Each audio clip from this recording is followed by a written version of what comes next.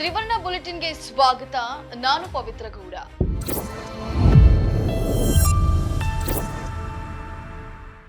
ಕಳೆದ ಕೆಲ ದಿನಗಳಿಂದ ಕಾರ್ಕಳ ಹೆಬ್ರಿ ಭಾಗದಲ್ಲಿ ನಕ್ಸಲ್ ಚಟುವಟಿಕೆ ಹಿನ್ನೆಲೆಯಲ್ಲಿ ಕೂಬಿಂಗ್ ತೀವ್ರಗೊಳಿಸಿದ ಎಎನ್ಎಫ್ನಿಂದ ನಕ್ಸಲ್ ನಾಯಕ ವಿಕ್ರಮ್ ಗೌಡನನ್ನ ಎನ್ಕೌಂಟರ್ನಲ್ಲಿ ಹತ್ಯೆ ಮಾಡಲಾಗಿದೆ. ಹೆಬ್ರಿ ಪರಿಸರ ಕಬ್ಬಿನಾಲೆ ಪೀತೆಬೈಲು ಪರಿಸರದಲ್ಲಿ 4 ನಕ್ಸಲರು ಓಡಾಡ್ತಿದ್ದ ಮಾಹಿತಿ ಹಿನ್ನೆಲೆಯಲ್ಲಿ ಎಎನ್ಎಫ್ ಕಾರ್ಯಾಚರಣೆ ನಡೆಸಿದ್ದು, ಈ ನಡುವೆ ಎಎನ್ಎಫ್ ನಕ್ಸಲರ ನಡುವೆ ಮುಖಾಮುಖಿಯಾಗಿದ್ದು ಗುಂಡಿನ ಚಕಮಕಿ ನಡೆದಿದೆ. ನಕ್ಸಲ್ ನಾಯಕ ವಿಕ್ರಮ್ ಗೌಡನಿಗೆ ಗುಂಡು ತಗುಲಿ ಮೃತಪಟ್ಟಿದ್ದು, 3 ಕಾಡಿನಲ್ಲಿ ತಲೆಮರೆಸಿಕೊಂಡಿದ್ದಾರೆ. ಕಾರ್ಕಳ ಹೆಬ್ರಿ ಸಹಿತ ವಿವಿಧ ಪಶ್ಚಿಮ ಘಟ್ಟ ಕಾಡಿನಲ್ಲಿ ಕ್ಯೂಬಿಂಗ್ ಕಾರ್ಯಾಚರಣೆ ತೀವ್ರಗೊಂಡಿದೆ. ಘಟನಾ ಸ್ಥಳಕ್ಕೆ ಹಿರಿಯ ಪೊಲೀಸ್ ಅಧಿಕಾರಿಗಳು ಭೇಟಿಯನ್ನ ನೀಡಿದ್ದಾರೆ. ಇನ್ನು ವಿಕ್ರಮ್ ಗೌಡ ಕರ್ನಾಟಕ, ಕೇರಳ, ತಮಿಳುನಾಡು ಪೊಲೀಸರಿಗೆ ವಿವಿಧ ಪ್ರಕರಣಗಳಲ್ಲಿ ಬೇಕಾಗಿದ್ದ ಎಂಬುದು ತಿಳಿದು ಬಂದಿದೆ. ನಕ್ಸಲ್ ಚಟುವಟಿಕೆಗಳ ಸಂಬಂಧ ವಿಕ್ರಮ್ ಗೌಡ ಮೇಲೆ ಈ ಹಿಂದೆ ಹಲವು ಪ್ರಕರಣಗಳು ದಾಖಲಾಗಿದ್ವು. ಕಳೆದ 18 ವರ್ಷಗಳಿಂದ ನಕ್ಸಲ್ ಚಟುವಟಿಕೆಯಲ್ಲಿ ಸಕ್ರಿಯವಾಗಿದ್ದ ವಿಕ್ರಮ್ ಗೌಡ ವಿರುದ್ಧ ಚಿಕ್ಕಮಗಳೂರು ಜಿಲ್ಲೆಯಲ್ಲೇ 13 ಪ್ರಕರಣ ದಾಖಲಾಗಿದ್ವು.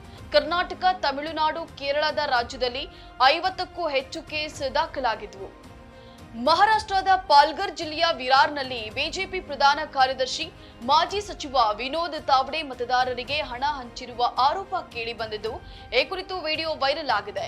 ಬಹುಜನ ವಿಕಾಸ್ ಅಘಾಡಿ ನಾಯಕ ಹಿತೇಂದ್ರ ಠಾಕೂರ್ ಅವರು ಈ ಕುರಿತು ಮಾತನಾಡುತ್ತಾ, ಪಕ್ಷದ ಕಾರ್ಯಕರ್ತರು ತಾವ್ಡೆ ಹಣ ಹಂಚೋದನ್ನ ನೋಡಿದ್ದಾರೆ. 5 ಕೋಟಿ ರೂಪಾಯಿ ನಗದನ್ನ ಹಂಚಲಾಗಿದೆ.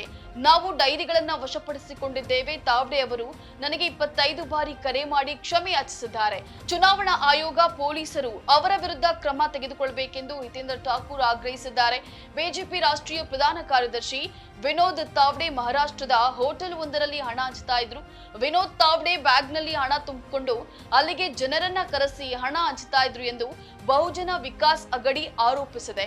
ಇನ್ನು ಬಿಜೆಪಿ ಈ ಆರೋಪವನ್ನ ತಳ್ಳಿ ಹಾಕಿದ್ದು, ಆರೋಪವು ಆಧಾರ ರಹಿತವಾಗಿದೆ ಎಂದು ಬಿಜೆಪಿ ಎಂಎಲ್ಸಿ ಪ್ರವೀಣ್ ದಾರೇಕರ್ ಹೇಳಿದ್ದಾರೆ. ಜೋಡಿ ಹಕ್ಕಿ ಸೀರಿಯಲ್ ಖ್ಯಾತಿಯ ನಟ ತಾಂಡವ್ ರಾಮ್ ಕೊಲೆ ಯತ್ನದ ಕೇಸ್ನಲ್ಲಿ ಚಂದ್ರ ಲೇಔಟ್ ಪೊಲೀಸರು ಬಂಧಿಸಿದ್ದಾರೆ. ದೇವನಾಮ್ ಪ್ರಿಯ ಸಿನಿಮಾ ಅರ್ಧಕ್ಕೆ ನಿಂತಿದ್ದಕ್ಕೆ ನಿರ್ದೇಶಕ ಭರತ್ ಮೇಲೆ ತಾಂಡವ್ ಗುಂಡು ಹಾರಿಸಿದ್ದಕ್ಕೆ ಈಗ ಪೊಲೀಸರ ಅತಿಥಿಯಾಗಿದ್ದಾರೆ. ದೇವನಾಮ್ ಪ್ರಿಯ ಸಿನಿಮಾದಲ್ಲಿ ತಾಂಡವ್ ರಾಮ್ ನಾಯಕನಾಗಿ ನಟಿಸ್ತಾ ಇದ್ರು. ಕಾರಣಾಂತರಗಳಿಂದ ದೇವನಾಮ್ ಪ್ರಿಯ ಸಿನಿಮಾದ ಶೂಟಿಂಗ್ ಅರ್ಧಕ್ಕೆ ನಿಲ್ಲಿಸಲಾಗಿತ್ತು. ಈ ಹಿನ್ನೆಲೆ ಚಂದ್ರ ಲೇಔಟ್ನ ಕಚೇರಿಯಲ್ಲಿ ಸಿನಿಮಾಗೆ ಸಂಬಂಧಿಸಿದಂತೆ ಮಾತುಕತೆ ನಡೀತಾ ಇತ್ತು. ಆಗ ತಾಂಡವ್ಗೂ ಚಿತ್ರದ ನಿರ್ದೇಶಕ ಭರತ್ಗೂ ವಾಗ್ವಾದ ನಡೆದಿದೆ. ಈ ವೇಳೆ ಸಿಟ್ಟಿನಿಂದ ಗನ್ ತೆಗೆದು ಭರತ್ ಮೇಲೆ ತಾಂಡವ್ ಗುಂಡು ಹಾರಿಸಿದ್ದಾರೆ. ಜೋಡಿ ಹಕ್ಕಿ ಸೀರಿಯಲ್ ಖ್ಯಾತಿಯ ನಟ ತಾಂಡವ್ ರಾಮ್ ಕೊಲೆ ಯತ್ನದ ಕೇಸ್ನಲ್ಲಿ ಚಂದ್ರ ಲೇಔಟ್ ಪೊಲೀಸರು ಬಂಧಿಸಿದ್ದಾರೆ. ಅದೃಷ್ಟವಶಾತ್ ಗುಂಡು ಡೈರೆಕ್ಟರ್ ಭರತ್ಗೆ ತಗುಲದೆ ಗೋಡೆಗೆ ಬೆದಿದೆ.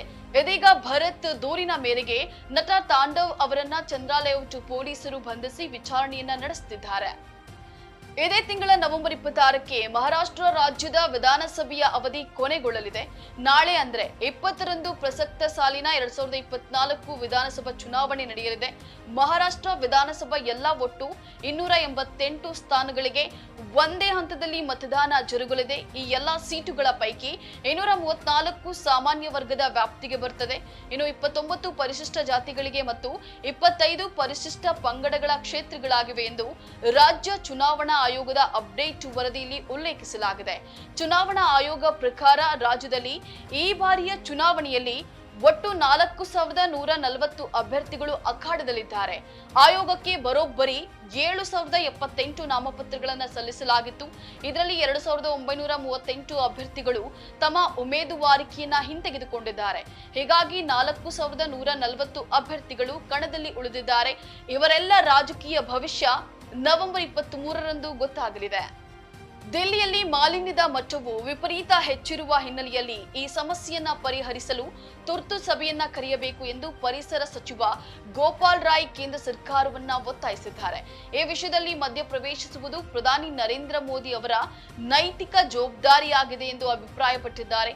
ಪತ್ರಿಕಾಗೋಷ್ಠಿಯನ್ನ ಉದ್ದೇಶಿಸಿ ಮಾತನಾಡಿದ ಗೋಪಾಲ್ ರೈ, ರಾಷ್ಟ್ರ ರಾಜಧಾನಿಯಲ್ಲಿ ಕೃತಕ ಮಳೆಗೆ ಅವಕಾಶ ನೀಡುವಂತೆ ದಿಲ್ಲಿ ಸರ್ಕಾರ ಪದೇ ಪದೇ ಮನವಿ ಮಾಡಿದ್ರು ಕೇಂದ್ರವು ಕ್ರಮ ಕೈಗೊಂಡಿಲ್ಲ.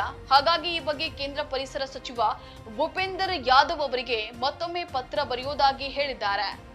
ಇವೆಷ್ಟು ಈ ಹೊತ್ತಿನ ನ್ಯೂಸ್ ಅಪ್ಡೇಟ್ಸ್. ಮತ್ತಷ್ಟು ಅಪ್ಡೇಟ್ಸ್ಗಾಗಿ ನೋಡ್ತಾ ಇರಿ ತ್ರಿವರ್ಣ ನ್ಯೂಸ್. ನಮಸ್ಕಾರ.